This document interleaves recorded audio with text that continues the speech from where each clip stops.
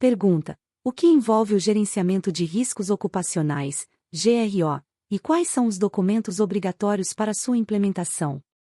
Resposta: o gerenciamento de riscos ocupacionais, GRO, envolve a sistematização dos processos de identificação de perigos, avaliação dos riscos ocupacionais e controle dos riscos ocupacionais.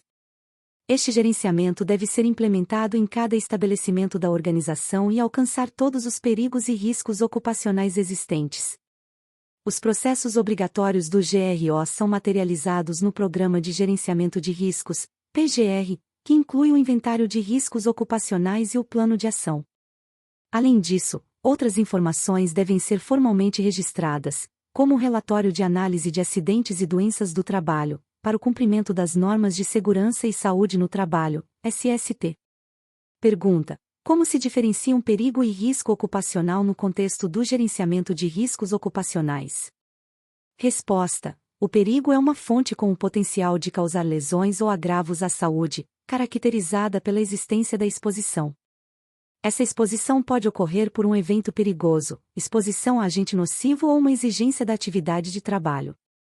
O risco ocupacional, por sua vez, é determinado pela combinação da probabilidade e da severidade de possíveis lesões ou agravos à saúde. O risco é avaliado considerando diversos fatores que influenciam tanto a probabilidade quanto a severidade das consequências. Pergunta: quais são os requisitos estabelecidos pela NR9 para a promoção da higiene ocupacional no contexto do Programa de Gerenciamento de Riscos, PGR? Resposta: a NR9, vigente desde 3 de janeiro de 2022, estabelece requisitos para avaliação dos riscos físicos, químicos e biológicos. O inventário dos riscos, abordado pela higiene ocupacional, será consolidado no PGR, que também conterá medidas de prevenção. A norma impõe a realização de análise preliminar das atividades de trabalho e dos dados disponíveis para determinar a necessidade de adoção de medidas de prevenção ou de avaliações qualitativas e quantitativas. Os resultados dessas avaliações devem ser incorporados ao inventário de riscos do PGR. Pergunta: em que situações é possível realizar um GRO unificado para trabalhadores de empresas diferentes que atuam no mesmo ambiente? Resposta: nos centros comerciais, shoppings, feiras, convenções e locais semelhantes, cada empresa deve gerenciar seu próprio risco ocupacional, mas devem executar ações integradas para proteger todos os trabalhadores expostos. Por exemplo, um procedimento de resposta a emergências de incêndio pode ser comum a todas as organizações do mesmo local de trabalho. No caso de empresas terceirizadas, o PGR da empresa contratante pode incluir medidas de prevenção para as contratadas, conforme acordado em contrato, ou pode referenciar os programas das contratadas. A exposição ao perigo ou risco pode ser individualizada ou agrupada por trabalhadores que compartilham o mesmo padrão de exposição. Pergunta: qual é a função do Programa de Gerenciamento de Riscos, PGR, e quais são seus componentes essenciais? Resposta: o Programa de Gerenciamento de Riscos, PGR, é o documento que formaliza o gerenciamento dos riscos ocupacionais pela organização. Ele pode ser implementado por estabelecimento, unidade operacional, setor ou atividade. O PGR deve incluir um inventário de riscos ocupacionais e o plano de ação. Além desses documentos, outras informações devem ser registradas formalmente para atender às normas de SST. Pergunta: as instituições públicas com servidores estatutários são obrigadas a elaborar e implementar o PGR? Resposta: não. As normas regulamentadoras, NR, se aplicam a empregados regidos pela Consolidação das Leis do Trabalho, CLT. No entanto, as disposições das normas regulamentadoras podem se aplicar a outras relações jurídicas quando houver previsão legal específica para isso. Pergunta: em que situações o microempreendedor individual, MEI, está dispensado de elaborar o PGR? Resposta: o microempreendedor individual, MEI, está sempre dispensado de elaborar o PGR, conforme estipulado pela NR1. Pergunta: quais microempresas, ME, e empresas de pequeno porte, EPP, estão dispensadas de elaborar o PGR e quais são as condições para essa dispensa?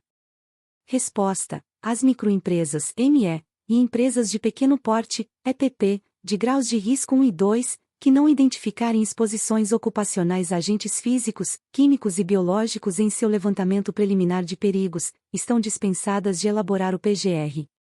Elas devem declarar as informações digitais conforme o subitem 1.6.1 da NR 1. MREPP de graus de risco 3 e 4, independentemente da exposição, e aquelas de graus de risco 1 e 2 com exposições a agentes físicos, químicos e biológicos, continuam obrigadas a elaborar o PGR. Pergunta: quais são as condições para que uma empresa esteja dispensada de elaborar o PGR de acordo com a NR1? Resposta: a dispensa prevista na NR1 quanto à obrigação de elaboração do PGR é aplicável somente para microempresas, MI, e empresas de pequeno porte, EPP, desde que seu CNAE seja de grau de risco 1 ou 2 de acordo com a norma regulamentadora número 4, NR4, conforme os itens 1.8.1 e 1.8.4 da NR1. Caso não atenda a essas exigências, mesmo que a empresa não identifique riscos, deve elaborar o PGR. O MEI sempre está dispensado de elaborar o PGR. Os riscos ocupacionais a serem contemplados no PGR são mais amplos do que aqueles previstos no antigo Programa de Prevenção de Riscos Ambientais, PPRA, incluindo perigos ergonômicos, mecânicos ou de acidentes. O PGR deve fazer interfaces com outras normas regulamentadoras e estar integrado com planos, programas e outros documentos previstos na legislação de SST. Conforme o item 7.4 da NR07, o planejamento de exames médicos deve estar em conformidade com os riscos identificados no PGR. Para empresas sem riscos identificados no PGR, o exame clínico deve ser realizado a cada 2 anos, conforme o item 7.5.8 da NR07. Pergunta: quem é responsável pela elaboração e assinatura do PGR e quais são as exceções previstas nas normas regulamentadoras? Resposta: os documentos integrantes do PGR devem ser elaborados sob a responsabilidade da organização, respeitando o disposto nas demais normas regulamentadoras, datados e assinados. Qualquer profissional indicado pela organização pode assinar o PGR, independentemente de sua formação profissional, exceto na construção civil, onde o PGR deve ser elaborado por profissional legalmente habilitado em segurança do trabalho. Algumas normas regulamentadoras exigem profissionais específicos para determinadas análises de risco, como a NR10 para instalações elétricas, a NR12 para sistemas de segurança de máquinas e a NR13 para projetos de alterações ou reparo.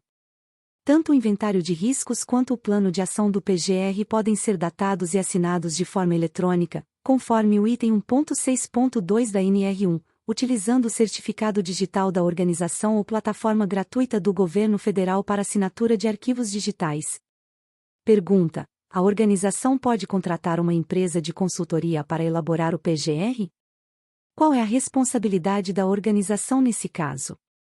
Resposta: sim, a organização pode contratar uma empresa de consultoria para elaborar o PGR.